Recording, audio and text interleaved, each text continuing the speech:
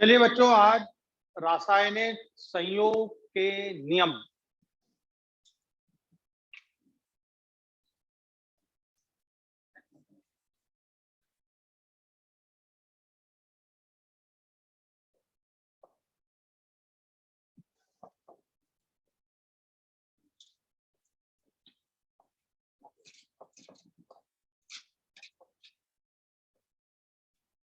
ये lecture number कौन सा है, जल्दी बताओ।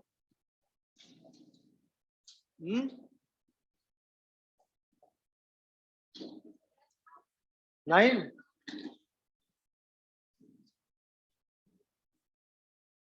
तो आज का लेक्चर हमारा रासायनिक संयोग के नियम बहुत सिंपल है।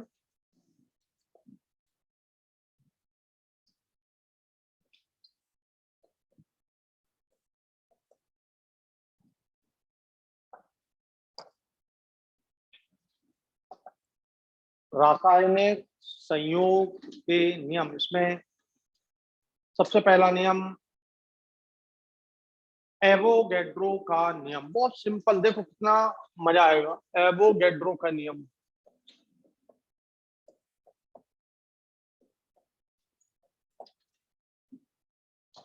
एवोगैड्रो नहीं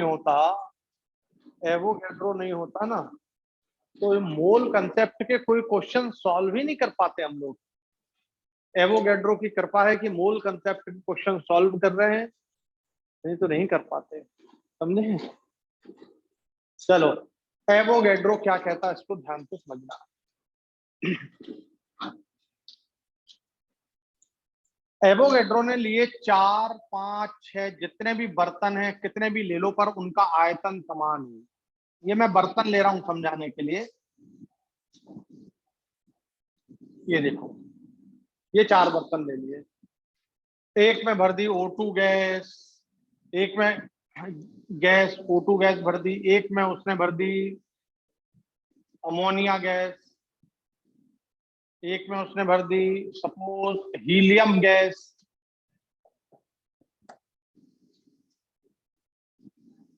और एक में भर दी उसने CH4 गैस। सब गैस अलग अलग है, ठीक है ना। अब ध्यान से सुनना। सबसे पहली बात, उसने चारों कंटेनर का तापमान समान रखा। इसका तापमान भी T, इसका तापमान भी T, इसका तापमान भी T, इसका तापमान भी T। चारों का तापमान क्या रखा? समान। पहली बात, समान ताप ले लिए सब, ठीक। जितना भी लेना हो, 10 डिग्री तो इसका भी 10, 10, 10, 10, 100 तो इसका भी 100, 100, 100, जो भी लेना आपको। 273 ले लिया आपने। कितना ले लिया? सपोज 273 ले लिया केल्विन, तो इसका भी 273 केल्विन, इसका भी, सबका 273 केल्विन ताप ले लिया, माने ताप समान ले लिया, ठीक है। अब दाब, ये जो गैस भरी जा रही है, इन गैसों का दाब, दूसरा पॉइंट, दाब सबका समान ले लिया है। देखो, समान ले लिया। आप चाहो सबका, इसका भी दाब, इसमें ऑक्सीजन गैस भरी, इसका दाब 1 एटमॉस्फेयर, इसमें नाइट्रोजन, इसमें अमोनिया भरी, इसका दाब 1 एटमॉस्फेयर, इसमें CH4 भरी, इसका भी दाब 1 एटमॉस्फेयर। तो सबका दाब आप 1 एटमॉस्फेयर कर दो, जो करना हो आपको, पर समान करना हो, समान। इसमें 10, 10, 10, 10, तो यहाँ 10 कर दिया, सबका 10। तो दाब भी आपने क्या कर दिया? समान। ताप भी आपने क्या कर दिया? समान। जो आपकी इच्छा वो आप ताप ले लो। सपोज मैंने ये ले लिया, ये ले लिया, आप कोई सा भी ले लो, पर समान होना चाहिए।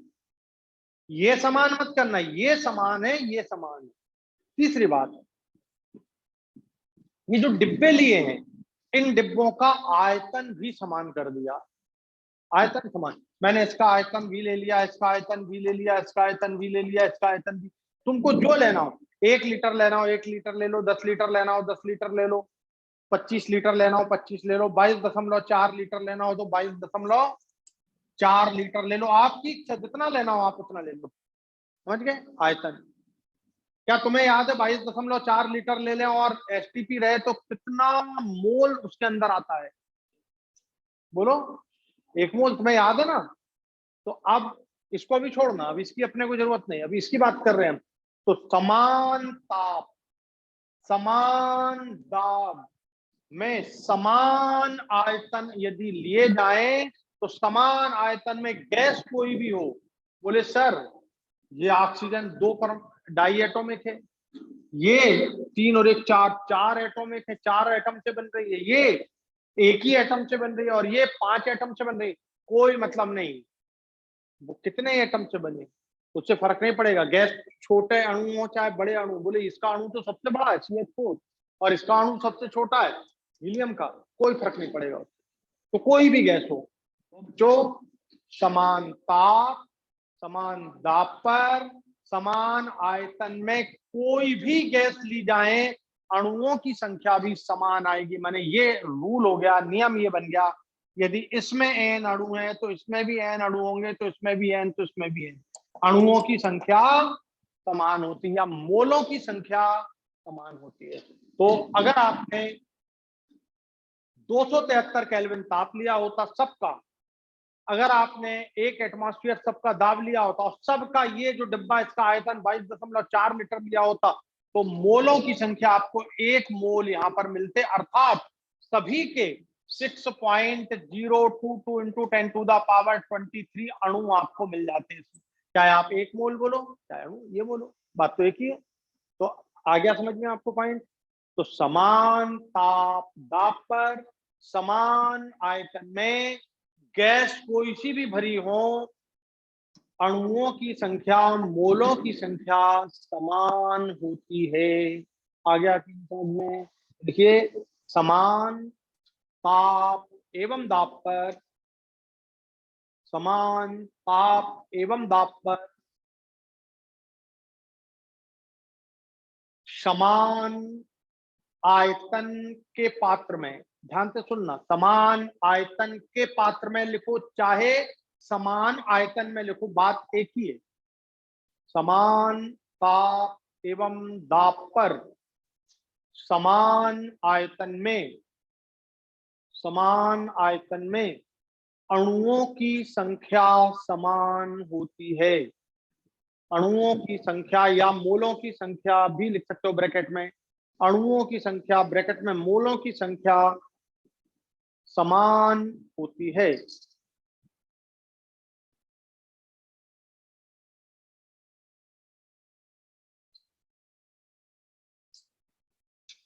आ गया समझ में बच्चों। तो पहली चीज क्या, ताप समान हो, दूसरी चीज क्या, दाब समान हो, तीसरी चीज आयतन भी समान ले लें। ये देखिए इसका इसका इसका, तो जितने अणु इसमें उतने ही इसमें, उतने ही इसमें, उतने ही इसमें, इसमें n तो इसमें भी n, तो इसमें भी n, तो इसमें भी n, बराबर रहेंगे। बोलो आ गया क्वेश्चन समझ में। अब इसको देखो, यदि मान लो अपने को ये निकालना है, अपन ने PV इक्वल टू nRT लगा दिया, ध्यान देना PV इक्वल टू nRT लगा दिया बच्चों, ठीक है। प्रेशर कितना लिया तुमने, 1 एटमॉस्फेयर। वॉल्यूम कितना लिया आपने, आर का मान कितना होता है सबको याद है, मैं लिख देता हूं, प्रेशर 1, वॉल्यूम ले लिया 22.4 लीटर इक्वल टू एन निकालना है मुझे, आर का मान बोलो कितना होता है 0.0821, ये आर का मान सबको याद होना चाहिए, 0.0821 लीटर एटमॉस्फेयर पर केल्विन पर मोल, ये तो सबको याद होना चाहिए।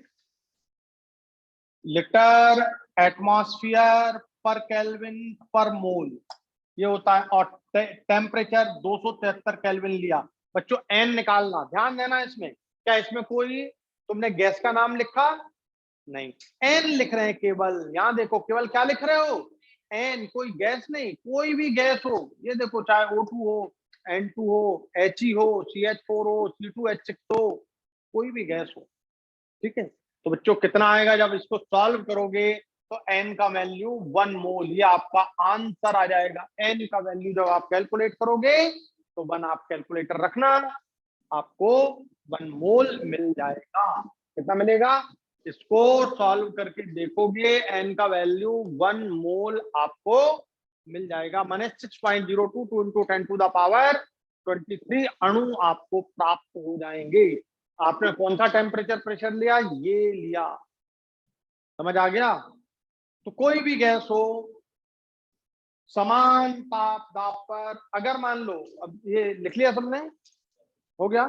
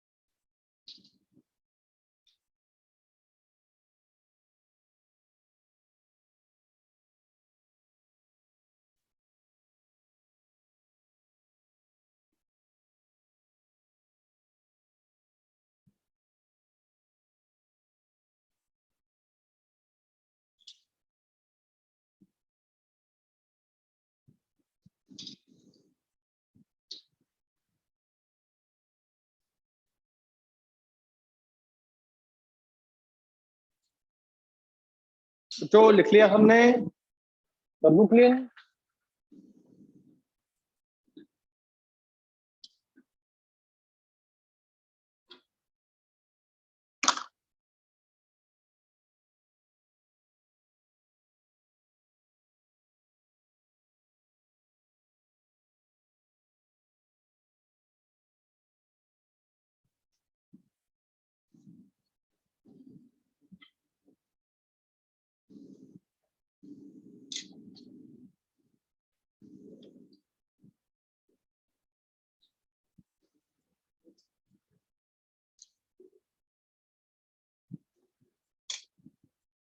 हो गया बच्चों?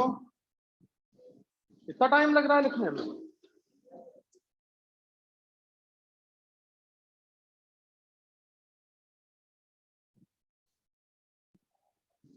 तो ये मैंने आपको ये एग्जांपल दे करके ये सिद्ध कर दिया कि गैस कोई सी भी हो उसमें 1 मोल ही आएगा।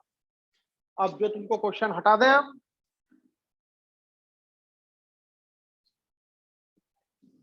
तो एवोगैड्रो साहब कहते हैं समान आयतन में समान ताप दाब पर समान अणुओं की संख्या ही मिलती है। गैस कोई सी भी भरी हो इससे कोई फर्क पड़ने वाला नहीं है।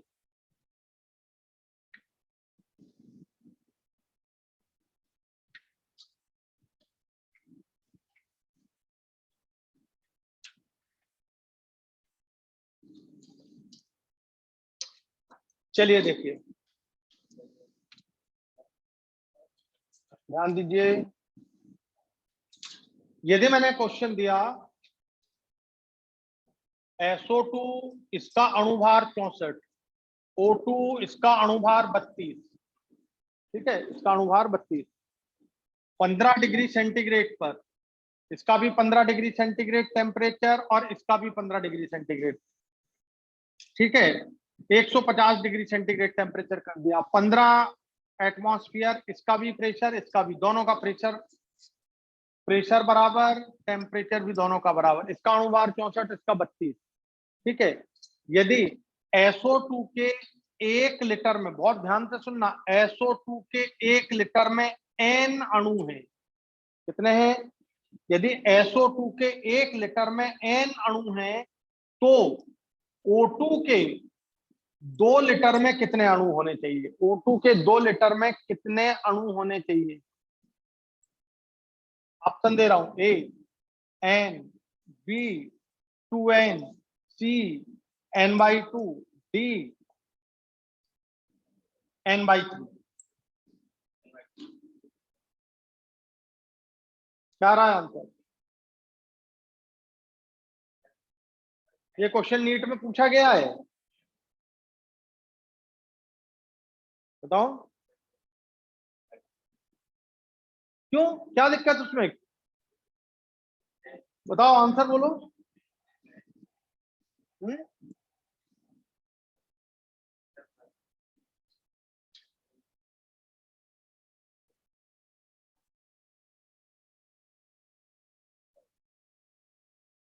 और कोई? ये बोल रही 2N,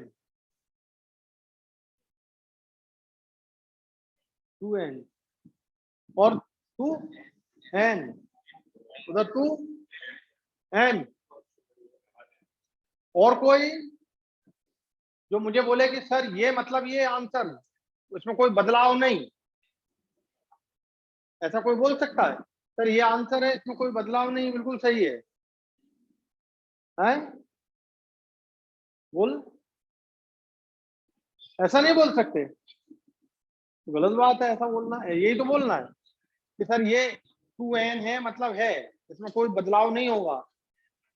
यार ये बताओ, गैस कोई सी भी हो, चाहे 3 अणु हो, 3 परमाणु हो, चाहे 2 परमाणु, अभी बताया मैंने CH4 में 5 परमाणु, बड़ी गैस है, अणुभार लिख दिया उसने, अणुभार से कुछ नहीं होना है। क्या बोला? कोई सी भी गैस हो, उससे क्या फर्क पड़ना है? और बढ़िया लिख दिया 64 और 32, 32 दूनी 64, ऐसा भी दिख रहा है। जब बताया तुमको समान ताप पर समान दाब में समान आयतन में अणुओं की संख्या समान, यदि 1 लीटर में इसका AN है तो 1 लीटर में इसका भी n होगा। अगर 2 लीटर दिया तो 2n हो जाएगा। यार एक पेन अगर 10 रुपए में आता है तो 2 पेन 10 रुपए में ही आएंगे। बताओ, एक पेन अगर 10 रुपए में आता है तो 2 पेन 10 रुपए में आएंगे कि 20 में आएंगे? एक कमीज 10 घंटे में सूखती है तो 2 कमीज है। कमीज बोल दिया मैंने, उस दोनों के लिए, लड़कियों के लिए भी है और लड़कों के लिए भी है। ठीक है, तो यदि एक कमीज 10 घंटे में सूख रही है तो 2 कमीज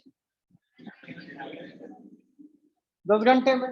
लेकिन यदि 1 लीटर में n अणु है तो 2 लीटर में 2n होने चाहिए, कमीज के सूखने का टाइम। ठीक है, और इसमें ये दोनों में अलग अलग क्वेश्चन है दोनों। नहीं तो बोले सर आपने तब भी बताया था 1 लीटर में n अणु तो 2 लीटर में 2n अणु। एक कमीज 10 घंटे में सूख रही तो 2 20 घंटे में। समझ आ गया? तो इसमें तो कोई प्रॉब्लम ही नहीं होना चाहिए। कितना अच्छा क्वेश्चन, और बहुत बड़ा क्वेश्चन, अच्छे से लिखा हुआ देखोगे एनसीआर उसमें नीट के पेपर में, तो तुम्हारी इच्छा नहीं होगी सॉल्व करने की। समझ गए? और जब जरा सा पढ़ लोगे, एवोगैड्रो लॉ, यार 1 लीटर में n है तो 2 लीटर में 2n हो जाएंगे। बस गैस कोई सी भी हो, क्या फर्क पड़ना है उससे? उसका अणुभार कितना भी हो, क्या फर्क पड़ना है उससे? अभी तो बताया तुम्हें CH4 H2H तक बता दिया, एक अणु वाली गैस, एक परमाणु वाली गैस।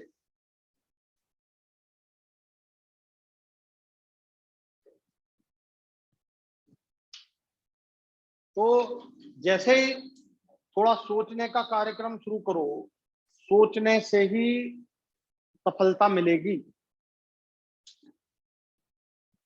जैसे ही आप सोचना शुरू करोगे, एकदम समझ आने लगेगा कि अरे यार ये तो वही है, टेम्परेचर भी समान है, दाब भी समान है, आयतन भी 1 लीटर दे रहा है। यदि 1 लीटर में इसके एन है तो 1 लीटर में इसके एन होंगे, मगर उसने 2 लीटर में पूछा है तो दो, अगर 10 लीटर में पूछता तो, समझ गए कि नहीं, 10 एन हो जाते हैं। तो भैया अच्छे से पढ़ना सीखो क्वेश्चनों को।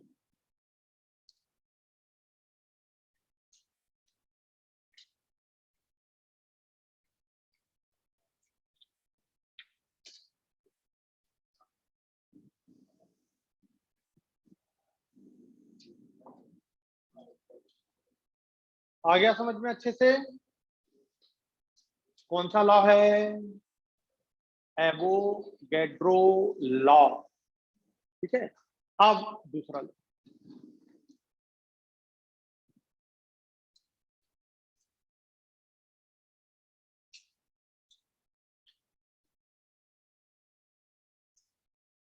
बहुत प्यारा नियम है, स्थिर अनुपात का नियम। मालूम, जब भी कोई जैसे नियम लिखा तो सोचना शुरू किया, तुम कुछ नियम मत पढ़ो, स्थिर अनुपात का नियम ऐसा सोचो। तो इसमें मेन चीज क्या लग रही है? स्थिर, कोई चीज स्थिर है, बदल नहीं रही है, बस। ना बदलने वाले को क्या बोलते हैं? स्थिर। बोलते हैं कि नहीं?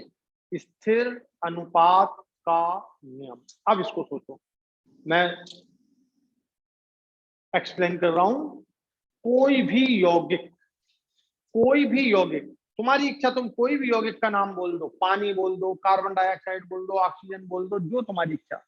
ठीक है, CH4 बोल दो, कोई भी यौगिक, कोई भी यौगिक कितनी भी विधियों के, अलग अलग विधियों के द्वारा बनाया जाए, पानी को तुम कितनी भी विधियों से बनाओ, ठीक है, उसमें, उस यौगिक में उसके तत्वों का भार अनुपात हमेशा समान रहता है। भार अनुपात हमेशा समान रहता है। देखो, लिखना बंद करके यहां देखो, तुमने, मैं उदाहरण ले रहा हूं, पानी बनने का।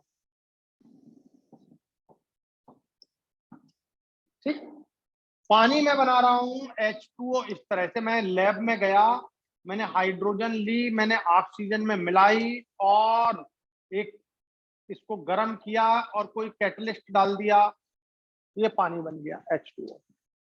इस तरीके से मैंने लैब में पानी बना दिया। ये लैब में, ये पहले मैंने लैब में पानी बना दिया। कल बनाने का तरीका क्या, हाइड्रोजन ऑक्सीजन दोनों की क्रिया कराई, H2O बन गया, रिएक्शन को बैलेंस कर लिया, इसका एक, इसका आधा, ये दो है तो ये दो हो गए। एक मोल है ये एक मोल है, माने कितने परमाणु, दो, तो दो परमाणु हो गए। ऑक्सीजन का कितना है, एक परमाणु है यहाँ पे, तो आप यहाँ पे क्या, एक मोल है, यहाँ पे मोल बोलना चाहिए। यहाँ पर कितना लगेगा, आधा मोल। आधा अणु नहीं होता, आधा, एक मोल पेन हो सकते हैं, आधा पेन हो, एक पेन नहीं, एक पेन हो सकता है, एक मोल पेन हो सकते हैं, आधा पेन नहीं होगा, आधा मोल हो सकता है। एक मोल में कितने पेन होंगे, 6.022 इंटू 10⁻23, तो आधे में कितने होंगे, इसके आधे हो जाएंगे।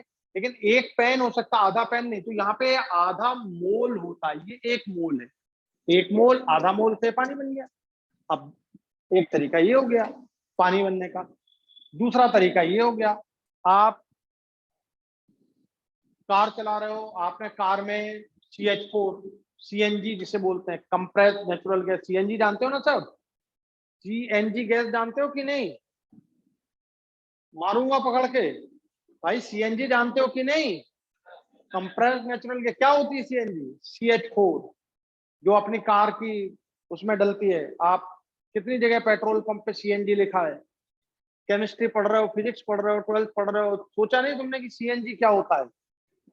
तो CH4 गैस, आपने अपनी कार में CH4 गैस डलवा ली, पेट्रोल की जगह, पेट्रोल डीजल की जगह आपने CNG डलवा लिया, और अब आपने कार चलाना शुरू की। तो कार चलाओगे तो बर्निंग होगी CH4 के, पेट्रोल जलता है कि नहीं, बोलते हो कि नहीं, 2 लीटर पेट्रोल जल गया। अब तो जलने का मतलब क्या है, या ऑक्सीजन की क्रिया हो गई। 2 लीटर आपकी, 2 लीटर 100 लीटर 50 लीटर जो भी है, CH4 CNG जल गई, 500 रुपए की CNG जल गई, ऐसा बोलते हैं।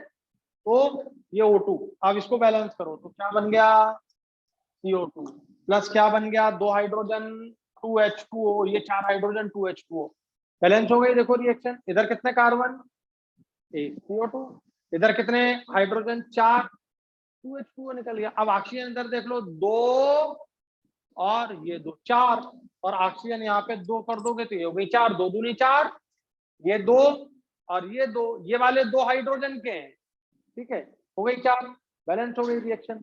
इससे भी पानी बन गया, ये पानी बना। तुम CNG जलाते हो तो घर में ये पानी बनता है और CO2 की बनती है, ठीक है, आया समझ में। अब अगर मान लो तुमने घर में जो कुकिंग गैस, मम्मी जिस पे चाय बनाती है, खाना बनाती है, वो कुकिंग गैस में कौन सी गैस भरी होती है, LPG, जिसे अपन बोलते हैं LPG सिलेंडर, ये तो जानते हो ना। तो LPG में कौन सी गैस, कौन सी होती है उसमें, है ब्यूटेन। कौन सी गैस होती है, ब्यूटेन, आइसोब्यूटेन, ये दोनों होती है। तो आपने घर में ब्यूटेन ले ली, C4H12, ये होती ब्यूटेन। ब्यूटेन एस्टर बनाते हो कि नहीं, 1 2 3 4 कार्बन, ये हाइड्रोजन लगा दिए ऐसे, ये गिन लो, 3 2 5 2 7 3 10, मैंने 12 लिख दिया, C4H10 है, सॉरी, ठीक, C4H10।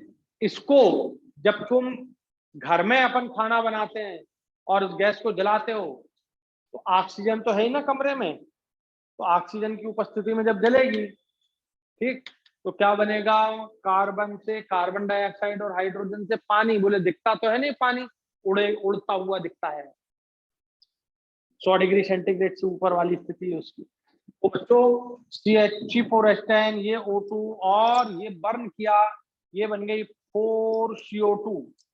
ये 4CO2 कितने हाइड्रोजन है, 10, ये निकल गए 5H2O। अब काउंट कर लो कितना, 4 दूनी 8 और 5 13, 13/2 कर दो, ये ऑक्सीजन, ये बैलेंस हो गई 13/2, 13/2 करोगे तो आ गया उसका आधा, 6.5 इंटू 2 2, ठीक है, 13 हो गया, ऐसे बैलेंस कर लिया। अब बताओ, यहाँ भी पानी बना, ये पानी बन रहा है, ये पानी बन रहा है, ये पानी बन रहा है।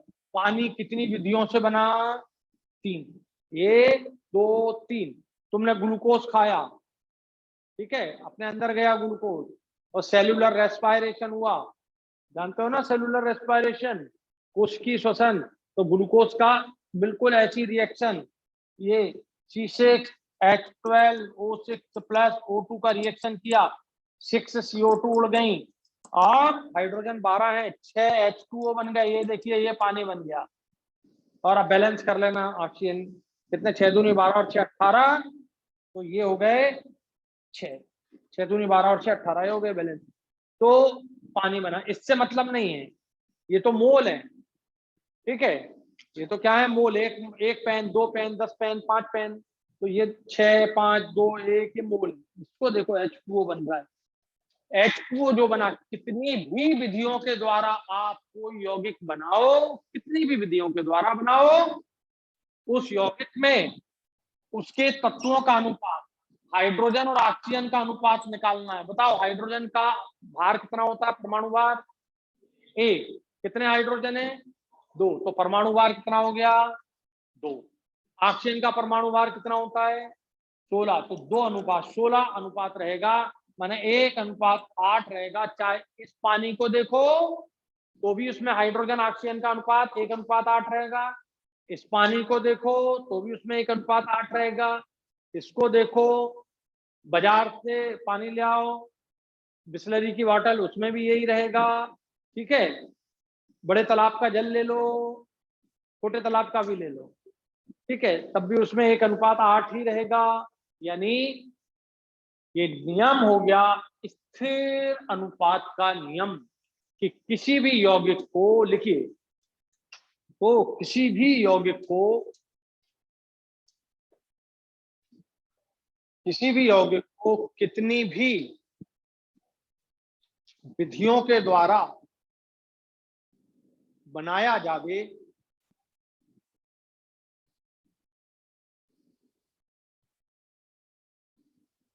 उसमें उसके तत्वों का, उसमें उसके तत्वों का भार अनुपात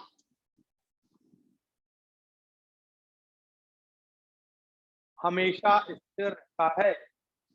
भार अनुपात हमेशा स्थिर रहता है। ऐसा भी लिख सकते हो, भार प्रतिशत माने द्रव्यमान प्रतिशत हमेशा स्थिर रहता है, ऐसा भी लिख सकते हो। भार अनुपात हमेशा स्थिर रहता है, भार प्रतिशत, तत्वों का भार प्रतिशत भी हमेशा, भाई भार स्थिर है तो भार प्रतिशत स्थिर है, तो भार स्थिर रहता है, अर्थात भार प्रतिशत या द्रव्यमान प्रतिशतता भी स्थिर रहती है। समझ आ गया? फिर से समझो। उदाहरण ले लिया पानी का बनना, उदाहरण समझो, पानी को कितनी भी विधियों के द्वारा बनाओ, पानी को कितनी भी विधियों के द्वारा बनाओ, पानी में हाइड्रोजन और ऑक्सीजन का भार अनुपात बोलो कितना रहेगा हमेशा 1:8, चाहे ये वाला पानी हो, चाहे ये हो, चाहे ये हो, ठीक है, चाहे गंगा जल हो। समझ आ गया? गंगा जल की नहीं बात कर रहा हूँ, गंगा जल पानी की बात कर रहा हूँ। ये तो एकदम गंगा जल, अरे वो तो देखी थी, उसमें हीरो, ठीक है, कौन था, कौन सा हीरो है, देखो सब याद है उसको।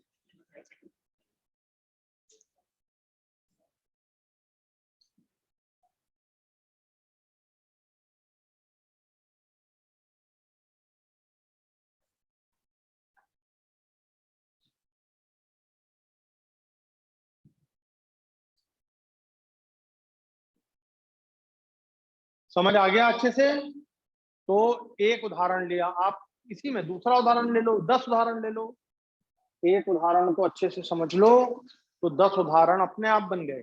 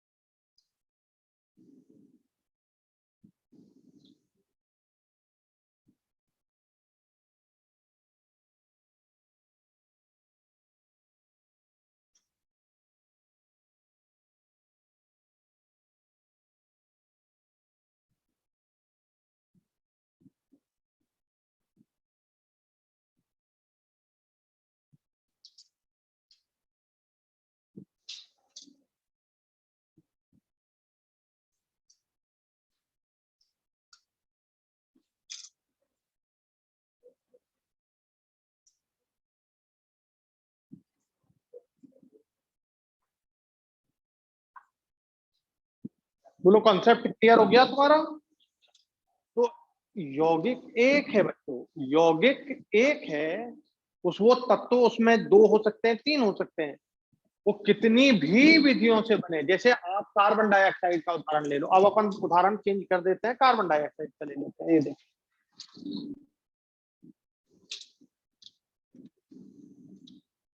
ये हटा दिया मैंने पानी, ठीक है, CO2 प्लस यहाँ पे बन रहा था कितना, 2H2O, यहाँ पे बन रहा था 5H2O, और यहाँ पे बन रहा था 6H2O। चलिए, अब हमारा उदाहरण कार्बन डाइऑक्साइड ये है।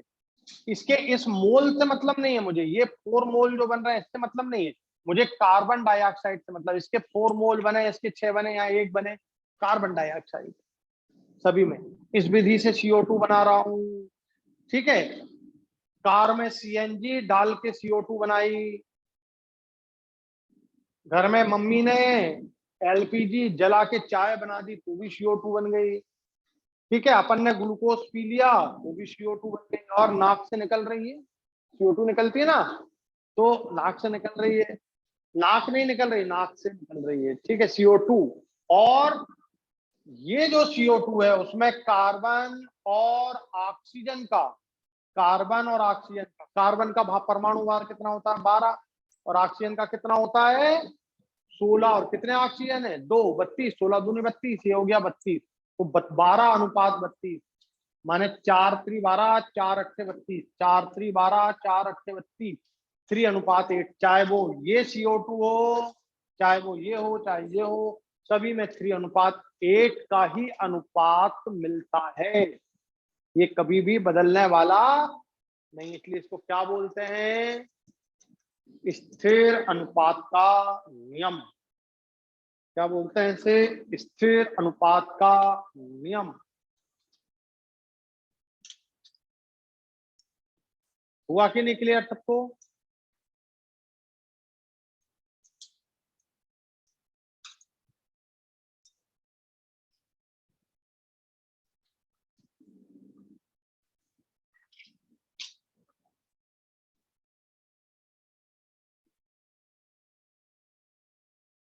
अब आपको जो भी दिया जाए उससे बिल्कुल नहीं परेशान होना, वो एक यौगिक देखना, उसमें सारे तत्वों का अनुपात हमेशा क्या आएगा, समान।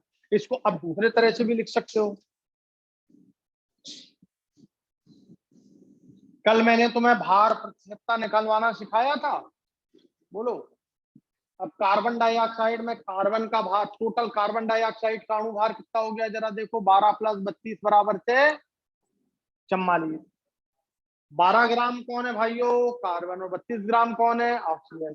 और आपको यदि भार प्रतिशत निकालना हो, कार्बन का द्रव्यमान प्रतिशत या भार प्रतिशत, तो कितना ग्राम कार्बन है, 12, कितने में, 44 में, 44 में 12, 12/44 गुणे 100 कर देना, ये आ गया 25। ये है हाई ऑक्सीजन का द्रव्यमान प्रतिशत, बराबर से, ये देखो ऑक्सीजन कितनी है, 32, कुल कितना है, 44 गुणे 100, ये सॉल्व करना, ये परसेंटेज आ गया, ये परसेंटेज।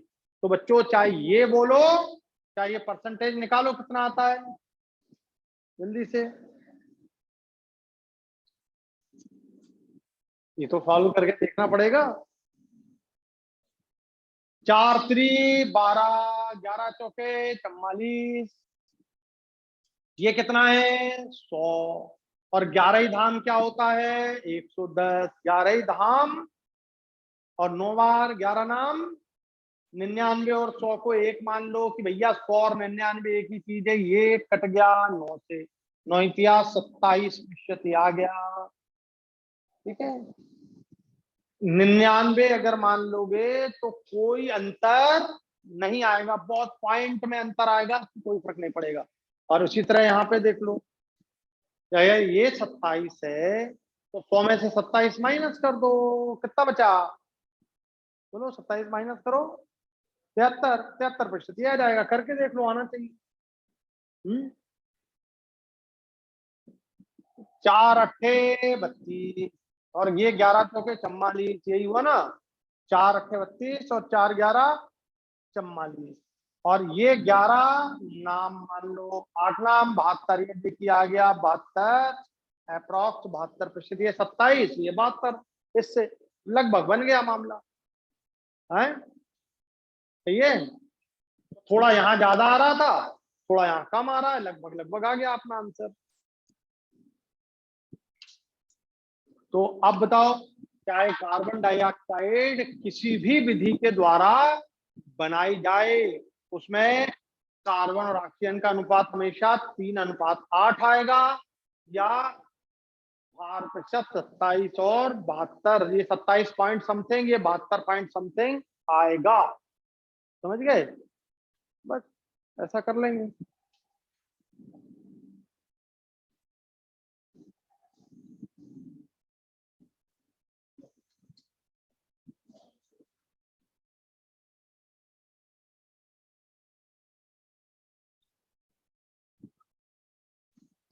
तो बच्चों, किसी का भी भार प्रतिशत निकालना हो, किसी का भी भार प्रतिशत निकालना हो, तो अणुभार निकाल लो, उस अणुभार में उसका कितना भार है वो देख लो।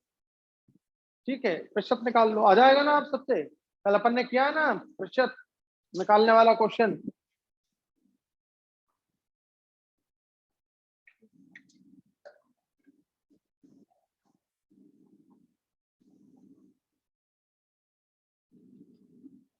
अब एनसीईआरटी में तुम्हें कापर कार्बोनेट का क्वेश्चन दिया है, कापर कार्बोनेट CuCO3, इसमें कितने हैं? एक कापर है, एक कार्बन है और एक ऑक्सीजन, 3 एलिमेंट है। अब कापर कार्बोनेट तुम किसी भी मेथड से बनाओ, कितनी भी मेथड से बनाओ, कॉपर, कार्बन और ऑक्सीजन का भार अनुपात हमेशा क्या आना है? स्थिर आएगा। जब भार अनुपात स्थिर आएगा तो भार प्रतिशत भी स्थिर आएगा। आया कि नहीं समझ में? बोलो। तो इस तरह से इसे सॉल्व कर लेंगे। तो सॉल्व करना बहुत आसान है, बस तुमको क्या करना होगा, सोचना, जैसे मैंने आपको बतलाया, सोचना शुरू करें, आ जाएगा। देखिए अगला,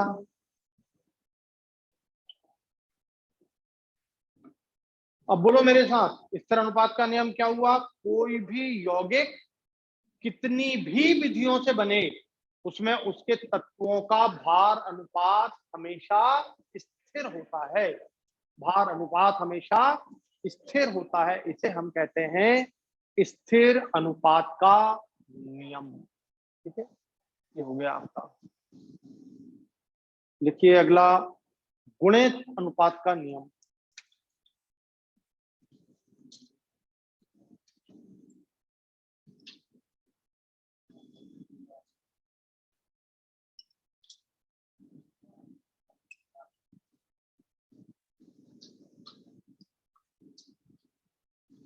देखो, गुणित अनुपात का नियम का मतलब क्या है? नाम लग रहा गुणित। अच्छा, 2 में गुणा 1 का करो, फिर 2 में 2 का करो, 2 में 3 का करो, 2 में 4 का करो, सब एक दूसरे से कट जाएंगे ना, 2 से कटेंगे कि नहीं? 2 दूनी 4 दूनी, ठीक है, करते जाओ। तो गुणित वर्ड का मतलब समझा दिया मैंने, गुणित अनुपात का नियम। ठीक है, 2 का गुणा 1 2 3 4 सब में करते जाओ, तो 2 एकम 2, 2 दूनी 4, 2 तिया 6, 2 चौके 8 बनते चले जाएंगे।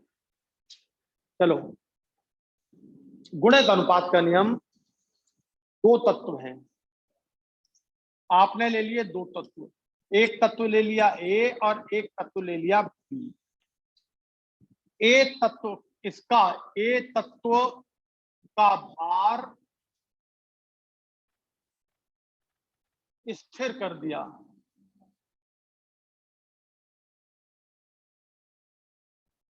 इसका भार स्थिर कर दिया, कोई फिक्स कर दिया मास, अपनी इच्छा, अपन ने 20 कर दिया, 50 कर दिया, तो कोई भी मास फिक्स कर दिया। ठीक है, तो ये स्थिर कर दिया। और बी तत्वों के विभिन्न भार से क्रिया कराई, तो एक से अधिक यौगिक बने।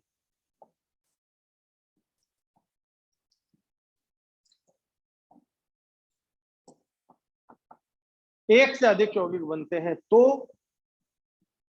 उन यौगिकों में बी का बी तत्व का भार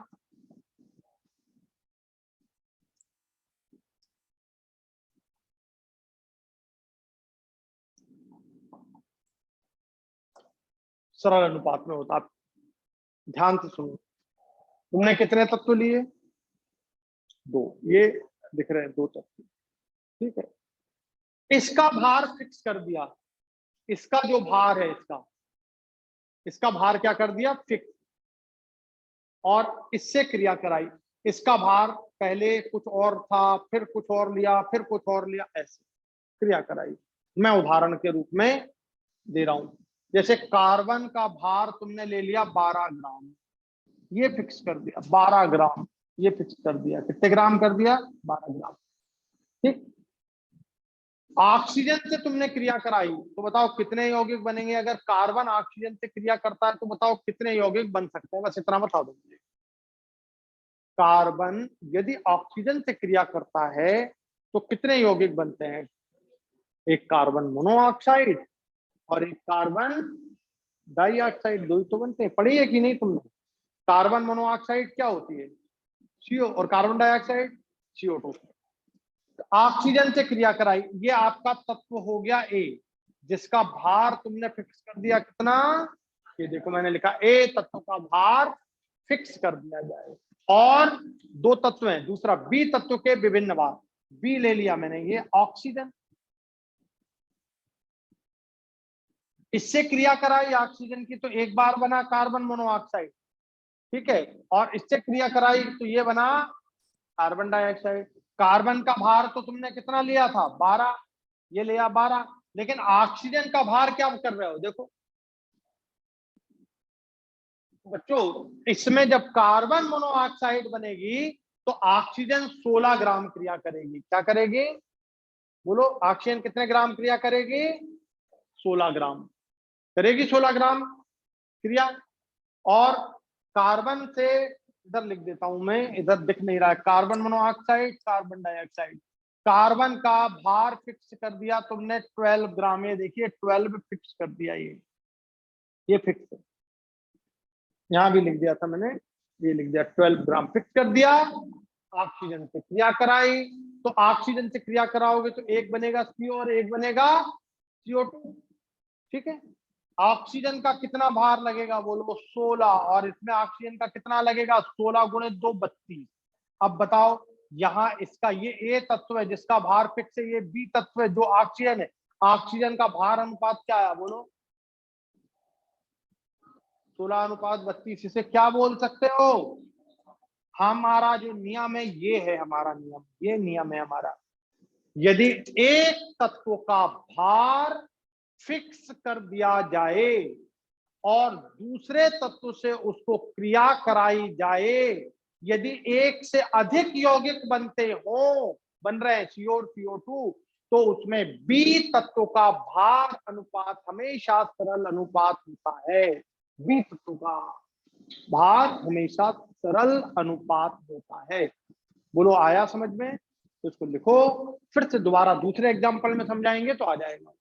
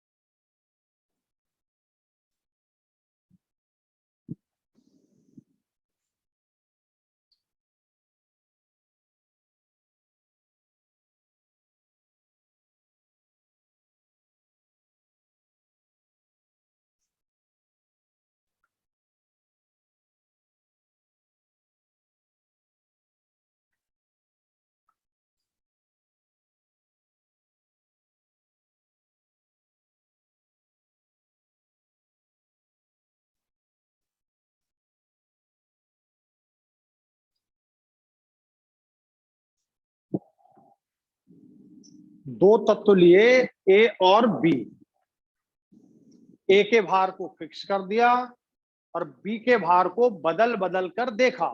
यदि एक से ज्यादा यौगिक बने तो बी तत्व का जो भार का अनुपात है वो हमेशा सरल, बी वाले का जो बदल रहा उसका अनुपात हमेशा क्या रहता है, बस सरल अनुपात। तो ये सबसे सिंपल और छोटा एग्जांपल था CO और CO2 वाला।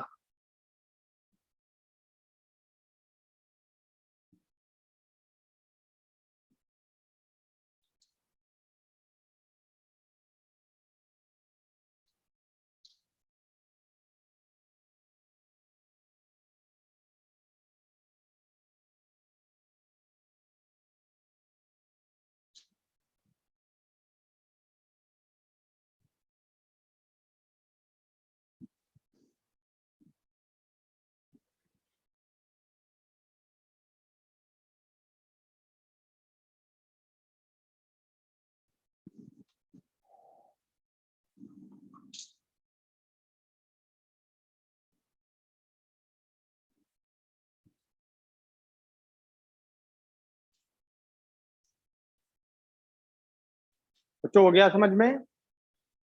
तो दो तत्व ए और बी हैं। ए का भार फिक्स किया, दूसरे का परिवर्तित करके देखा। यदि वो एक से ज्यादा यौगिक बन रहे हो वहां पर तो दूसरे तत्व का जो भार अनुपात है वो हमेशा सरल अनुपात होता है। बोलो समझ आ गया? अगला लिखें, एग्जाम्पल अगला बता दें।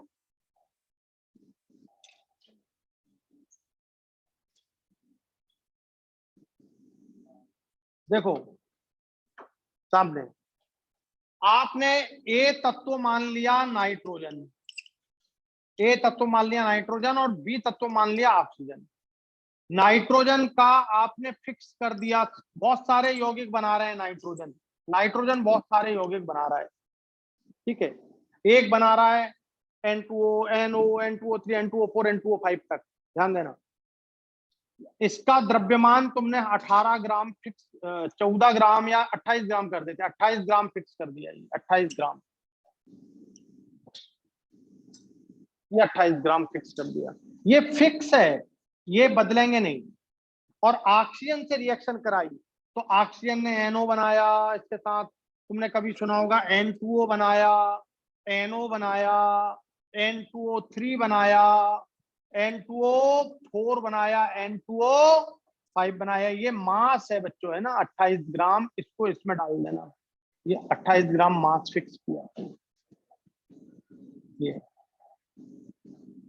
नाइट्रोजन का कितना मास फिक्स कर दिया, 28 ग्राम। सब जगह 5 कंटेनर लिए मैंने, 5 बर्तन ले लिए, 5 बर्तन में 28 28 28 ग्राम नाइट्रोजन भर दी और ऑक्सीजन से क्रिया कराते जा रहा हूं।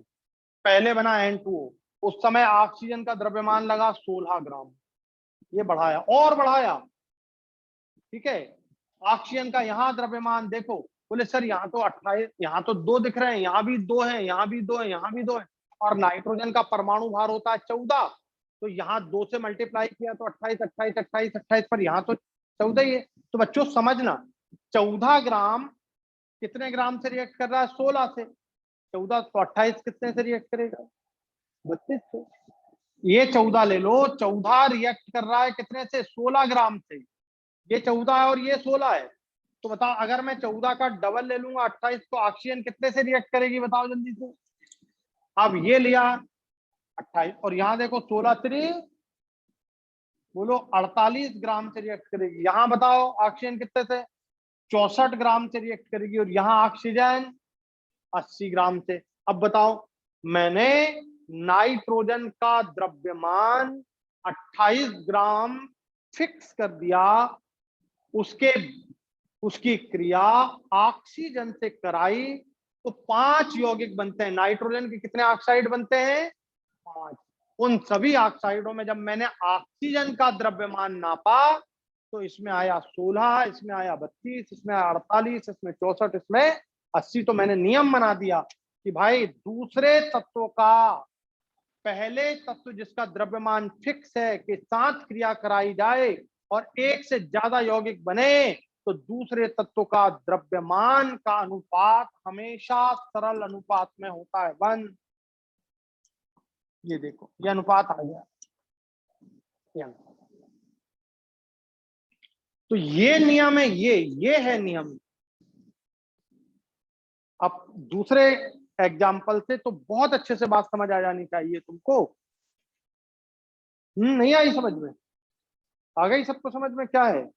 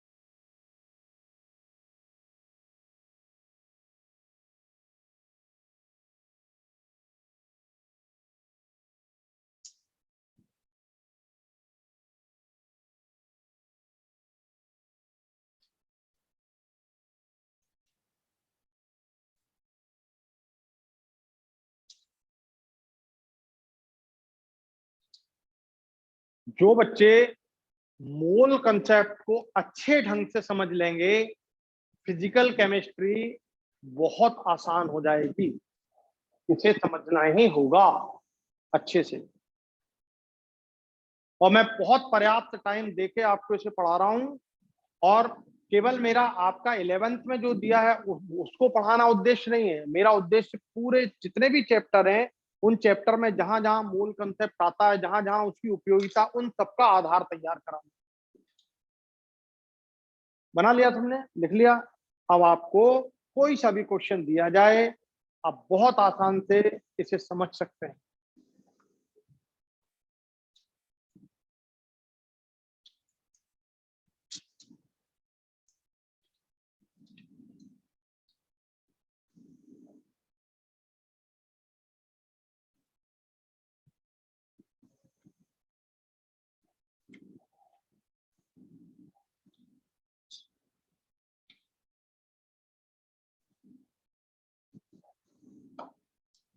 क्वेश्चन दिया जाए, सल्फर एवं ऑक्सीजन क्रिया करके दो ऑक्साइड SO2 एवं SO3 बनाते हैं। यदि सल्फर का द्रव्यमान 32 ग्राम क्रिया करे ऑक्सीजन से क्रिया करे, तो SO2 एवं SO3 में ऑक्सीजन का, वो मतलब ये ऑक्सीजन है, का भार अनुपात क्या होना चाहिए?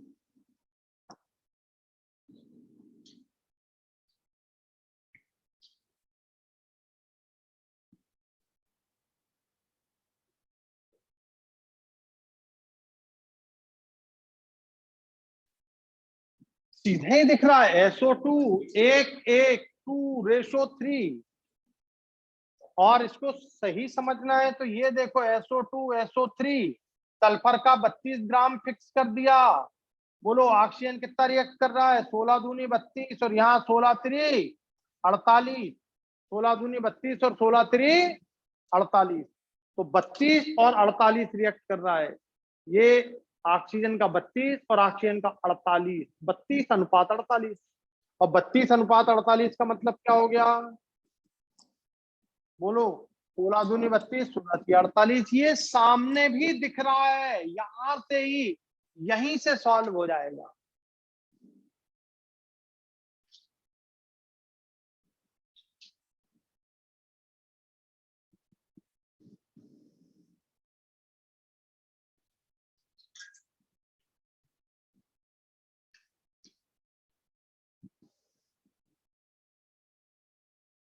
समझे बात को? यहीं से सॉल्व हो जाएगा, यहीं से। बोले सर 16 ग्राम देते तो 16 ग्राम देते तो इसका 32 की जगह 16 क्रिया करता और इसका 24 क्रिया करता, तब भी रेशो तो वही आता 2:3। यही बुद्धि रखना है, सीधे देख के भी सॉल्व कर सकते हैं।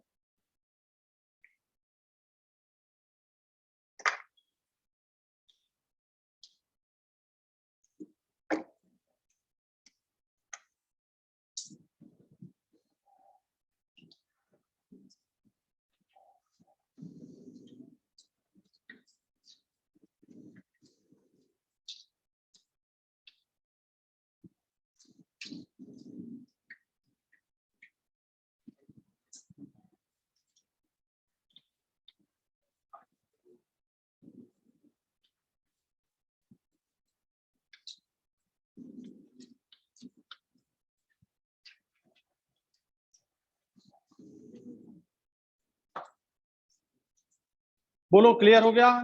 तो गुणित अनुपात का नियम, बहुत सिंपल क्वेश्चन आते हैं। स्थिर अनुपात, गुणित अनुपात, एवोगैड्रो का नियम, तीनों समझ आ गए? लिखिए अगला, गेलुजेक का नियम।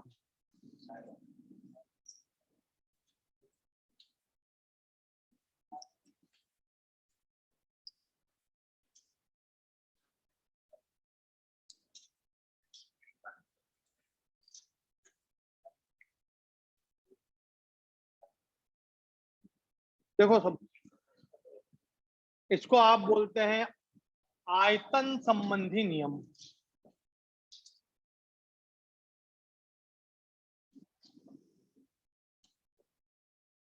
आयतन संबंधी नियम भी कहलाता है ये।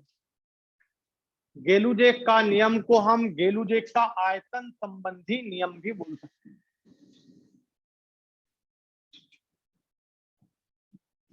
बहुत सरल है।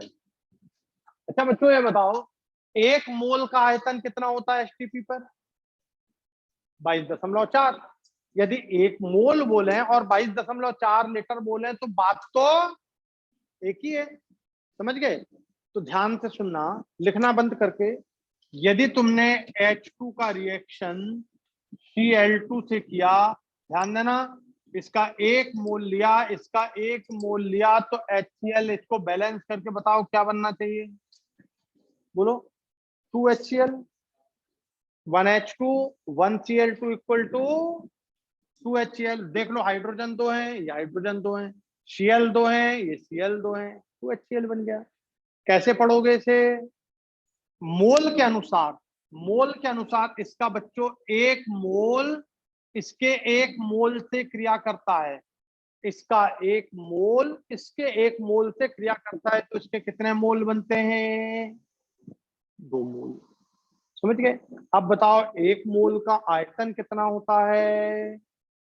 22.4 लीटर। कब होता है पर ये? एसटीपी पर। किस पर होता है? सबको याद है? तो बच्चों यदि मैं यहां पर ये ना लिख के ये लिख दूं एसटीपी पर, तो बताओ इसका 22.4 लीटर, तो इसके कितने लीटर से क्रिया करना चाहिए? बोलो। 22.4 लीटर से। बात समझ आई? यदि बच्चों इसका 1 मोल इसके 1 मोल से क्रिया करता है, तो इसका 22.4 इसके, ऐसा नहीं कि सर थोड़ा सा कम हो जाए 22.3, तो ये कहेगा ये 22.3, तो फिर ये भी 22.3 ही रिएक्ट करेगा। समझ गए? नहीं तो बोलो तो थोड़ा सा कम चल जाएगा, तो पैसे में चल जाता है कि एक पेन 10 रुपए में आ रहा है, अब मेरे पास 9 रुपए 90 पैसे है, तो 10 पैसे माफ कर देता है, चाहे तो ना दे पेन, ठीक है, पर 10 पैसे चल 10 ही बाद में दे देना, ठीक है, ऐसे ही होता है ना। पर यहाँ माफ नहीं करता वो तो ये बोलेगा 22.4, तो तू भी 22.4। समझ गए? तो बच्चों इसका 1 मोल इसके 1 मोल से क्रिया करता है, तो इसका 22.4 इसके 22.4 से क्रिया करेगा, तो इसका कितना बनना चाहिए?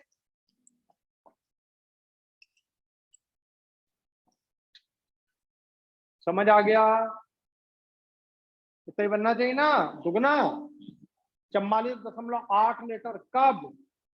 अच्छा, अगर इसका 22.4 इसके 22.4 से इसका 44.8 बनाता है, मान लो मेरे पास 22.4 नहीं है, 1 लीटर है और ये 1 लीटर है, तो ये कितना बनना चाहिए फिर? समझ आ गया? 2 लीटर, ये 2 लीटर बन जाएगा।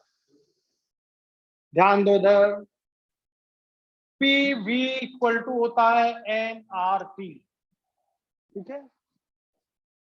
प्रेशर कांस्टेंट कर दें, बोलो एसटीपी पर मैंने बात की, एसटीपी पर मैंने बात की, एसटीपी पर टेम्परेचर कितना होता है, जल्दी बोलो?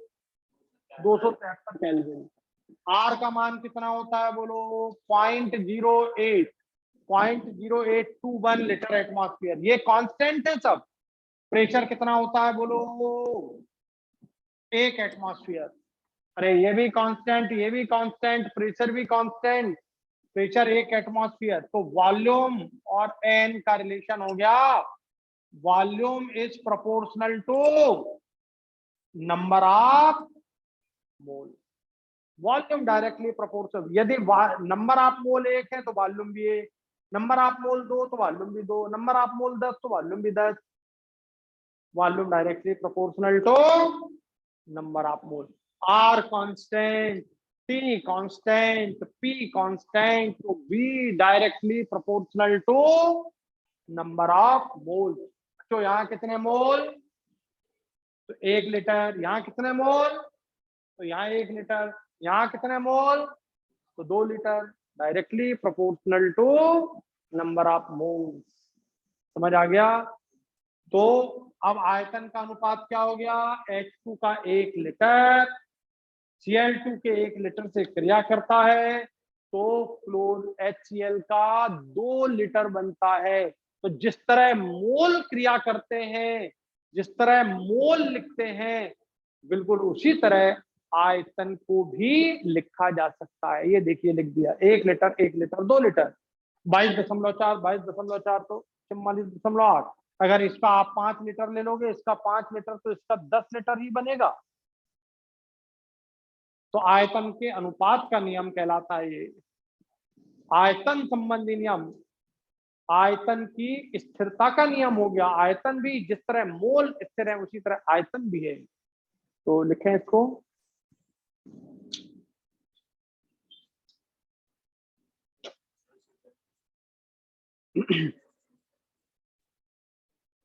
बोलो, लिख लिया?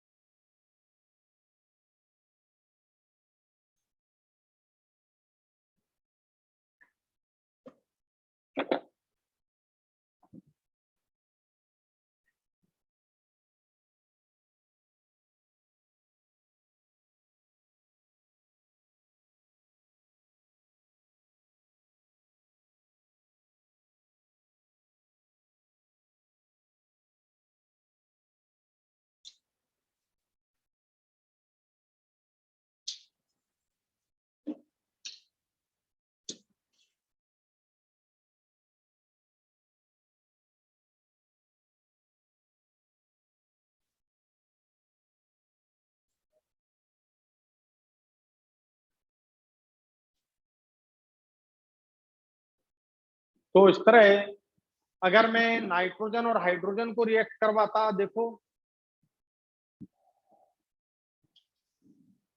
लिख लिया सब लोगों ने? आप लोगों ने?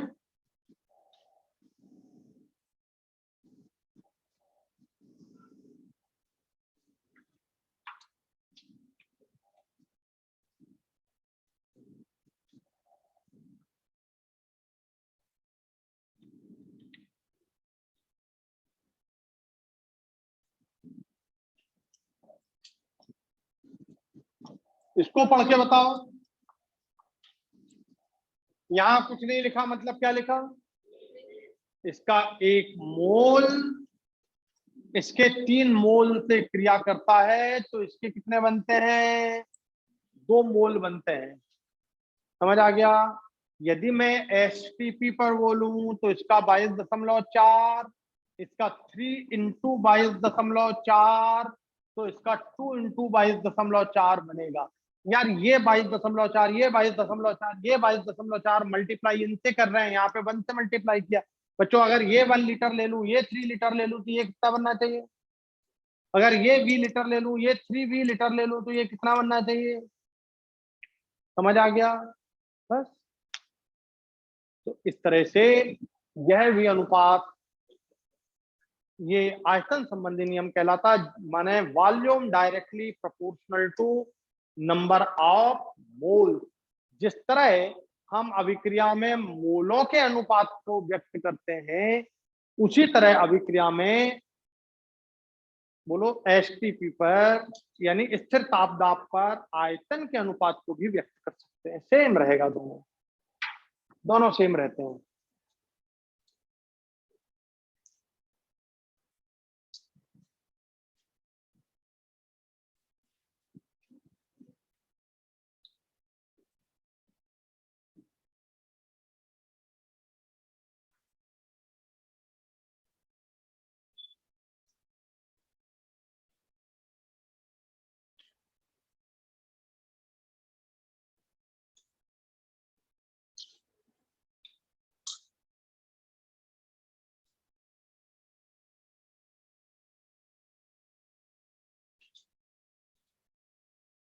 बोलो समझ आ गया सब लोग को अच्छे से?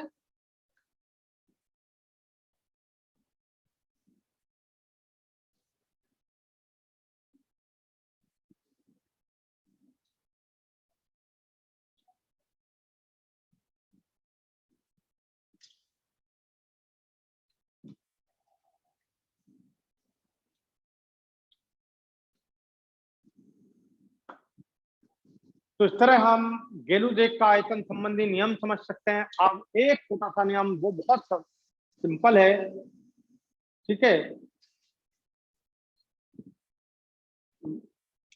Law of conservation of mass, law of conservation of mass, द्रव्यमान संरक्षण का नियम।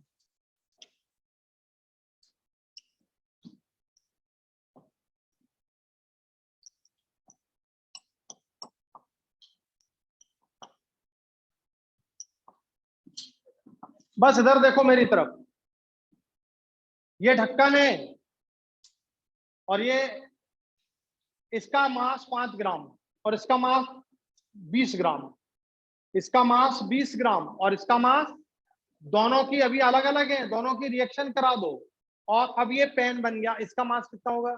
25 ग्राम। इसका मास 5, इसका मास 20, अलग अलग मास तोल लो, अलग अलग। और जब क्रिया कराई तो इसका मास कितना होना चाहिए? 25 ग्राम। माने अभिक्रिया के पहले द्रव्यमान, अभिक्रिया होने के बाद द्रव्यमान हमेशा बराबर आएगा, कभी बदलेगा नहीं। क्यों बदलेगा वो? सोचो क्यों? जब एटम उतने ही हैं तो बदलेगा नहीं वो। देखो ये, आपने मान लो HCl ले लिया और आपने NaOH ले लिया भैया, और ये रिएक्शन करा रहे हो। तुमने HCl का भार, परमाणु भार जोड़ के अणुभार निकालो, कितना कितना है? हाइड्रोजन 1 और क्लोरीन 35.5 होता है, 36.5 ग्राम ले लिया। ये 1 मोल है, ये 1 मोल है।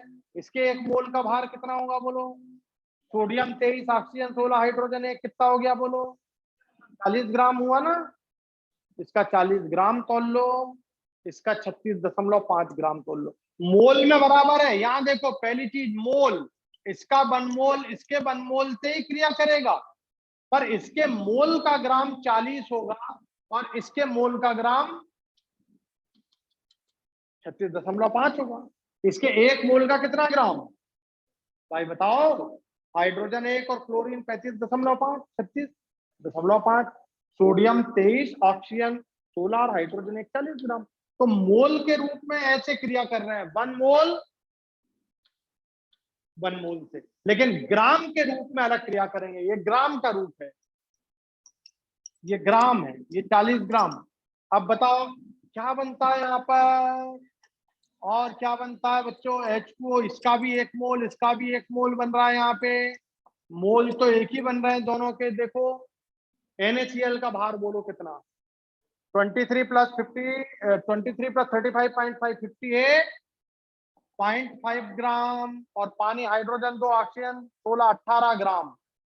बच्चों इसको ऐड करो कितना आता है, और बच्चों इसको ऐड करो कितना आता है।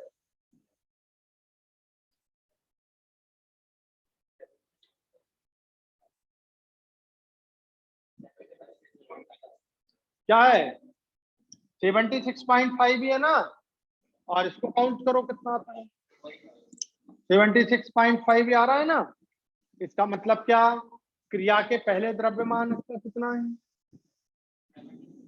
और क्रिया के बाद, यानी क्रिया में द्रव्यमान संरक्षण के नियम का पालन हुआ। तुमने इधर दोनों का मास फिक्स कर दिया, ये योग किया, इतना आया, यहाँ भी उतना ही आना चाहिए। क्रिया तो करा दो पहले, इसका 1 मोल इसके 1 मोल से, मोल लिखना पहले, मोल को किस में बदला, भार में, ये भार में, भार का योग किया, इसका के 1 मोल बड़ा, 1 मोल का भार, भार का योग करो।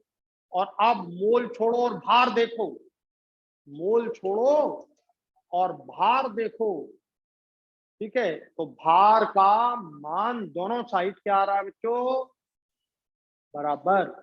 तो अभिक्रिया में अभिकारकों का द्रव्यमान बराबर से उत्पादों का द्रव्यमान, अभिकारकों का द्रव्यमान बराबर से क्रिया के पश्चात जो उत्पाद बने उनका द्रव्यमान हमेशा बराबर होता है।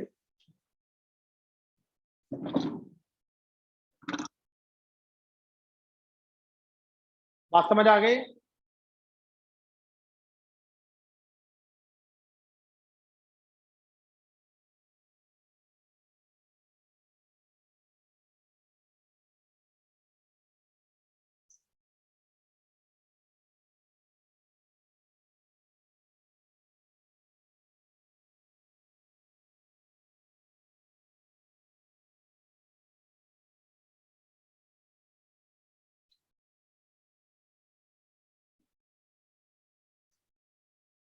हो गया। चलो अब देखो, एक और छोटी सी बात समझना, बस बिल्कुल छोटी सी दो। यदि तुम यहाँ पर 36.5 की जगह ये 40 ग्राम ले लेते और ये 40 ग्राम ले लेते, ध्यान से सुनना, ये 40 ग्राम और ये 40 ग्राम, पर क्रिया इसका 40 कितने से कर रहा है भाई, इसका 1 मोल, इसका 1 मोल क्रिया करेगा, इसका 1 मोल काय के बराबर है, और इसका 1 मोल काय के बराबर है। अरे भाई ये सोचो कि ये पेन मिल रहा है 36.5 रुपए में, 36.5 रुपए में, और आपके पास 10-10 के 4 नोट 40 रुपए हैं, ठीक है। तो 36.5 में कितने पैसे तुम्हारे पास बच गए, 3.5 रुपए, ठीक है। तो 3.5 रुपए, यहाँ इसका 40, इसके 36.5 से क्रिया कर गया, यहाँ बच गया कितना, 3.5। बात समझ आ गई। और क्रिया होने के बाद ये कितना बना, तो जो बचा यहाँ था वो अभी भी तो तुम्हारी जेब में यहीं पर है, समझ गए। तुम्हारी जेब में क्रिया के पहले भी वही 3.5 रुपए बचा था, और क्रिया के बाद भी वही 3.5 तुम्हारी जेब में रखा है, वो थोड़ी बदला है, वो तो जैसा का तैसा पड़ा है, समझ गए। लगा कितना, तुम्हारे पास 40 रुपए जरूर थे, पर लगा कितना, 36.5, तो बचा कितना, 3.5। तो पहले भी वही था और क्रिया के बाद भी आपके पास वही बचेगा भी, समझ गए। तो दोनों साइड, ये दोनों साइड जुड़ेगा, नहीं तो बोले सर ये इधर तो इतना ज्यादा है, ठीक है। तो क्रिया के बाद ये बचा था, ठीक है, तो ये बन गया, तो बचा हुआ अभी भी तो उसी में पड़ा है, उसी उसी जेब में आपके पड़ा है, ये जेब है, उसी जेब में पहले इतना पड़ा था, ये क्रिया हो गई, फिर इतना पड़ा है, समझ गए। तो इसको जो बचे वाले को तुम इधर भी जोड़ोगे और इधर भी जोड़ोगे, समझ गए बात को। तो इधर टोटल 80 ग्राम हुआ, 40-40, उसमें से 3.5 बचा, इधर कितना बना 76.5, जो बचा था 3.5 वो फिर उसमें जुड़ जाएगा, तो वहां भी 80 हो गया, यहाँ भी 80 हो गया, समझ आ गया। तो इस तरह हम बोलते हैं अभिक्रिया किसका पालन कर रही है? द्रव्यमान संरक्षण नियम का पालन कर रही है। एक कोई बताओगे मुझे इसका एक्सेप्शन, कोई इसका अपवाद बताओगे जो अभिक्रिया द्रव्यमान संरक्षण नियम का पालन नहीं कर रही है, करती है? एक उदाहरण कोई जो तुम रात दिन देखते हो, रात दिन सुनते हो।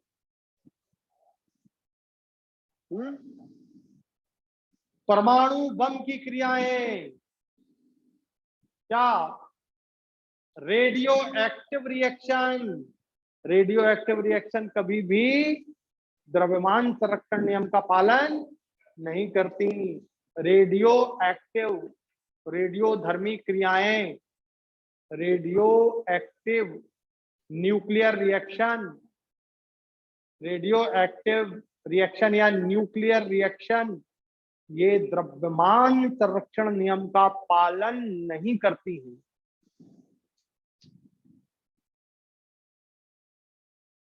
ठीक है, क्यों नहीं करती? कि जो द्रव्यमान क्षय होता है, जो द्रव्यमान में कमी होती है, वो द्रव्यमान किस में बदल जाता है? ऊर्जा में। पता है कि नहीं ये बात सबको? ऊर्जा में बदल जाता है। वो जो द्रव्यमान है वो ऊर्जा में बदल जाता है। आ गया समझ लो?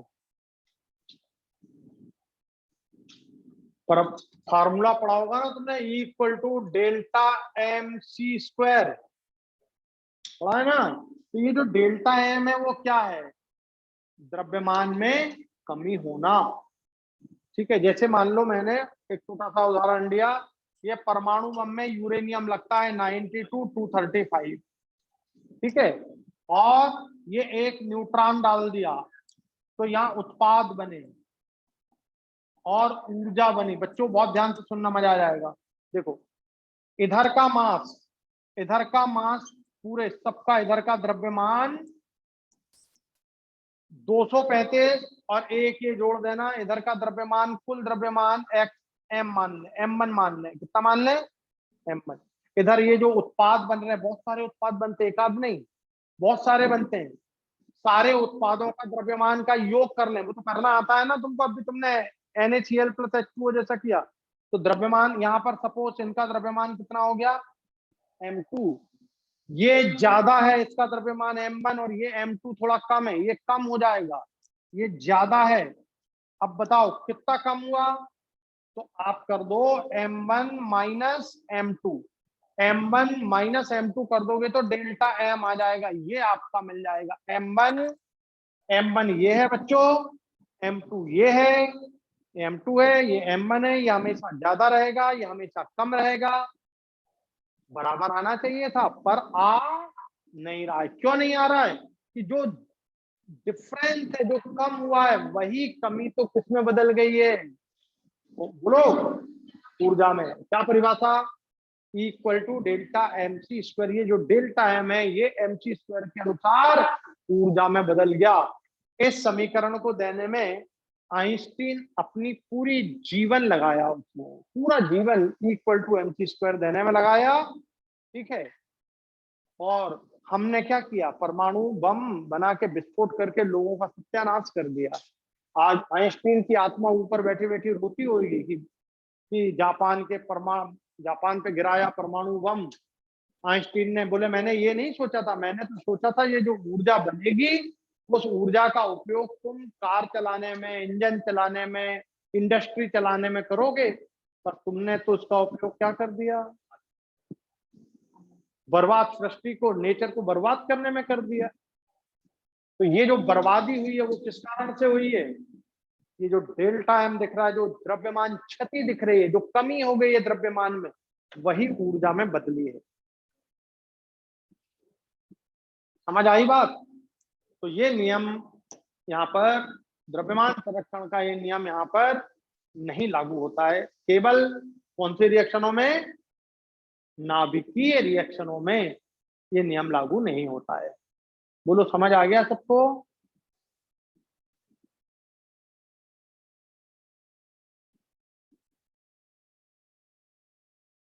यहां पर ये समझाया, अभी मैंने द्रव्यमान निकाला नहीं, इसका मान लिया कि इन सबका द्रव्यमान कितना है बच्चों?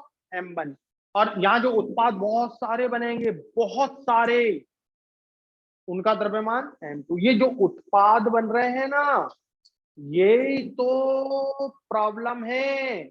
यही जो उत्पाद, जब परमाणु बम को फेंक दिया जापान पर, तो ये जो उत्पाद बने और ऊर्जा निकली, ऊर्जा से तापमान इतना बढ़ गया कि पेड़ पौधे पक्षी सबकी स्किन बाहर आ गई, निकल के। जो स्किन है ना, ये बाहर आ जाती है, गल जाता है वहीं के वहीं। और जो बचे, उनने जो विकिरण है वो फैल गए कहाँ पर? एटमॉस्फेयर में। और उनको क्या किया? श्वास के थ्रू इनहेल किया। ठीक, तो विभिन्न प्रकार की बीमारियां खड़ी हो गई, जीन्स बदल गए लोगों के, जीनिक डिजीज क्रिएट हो गई।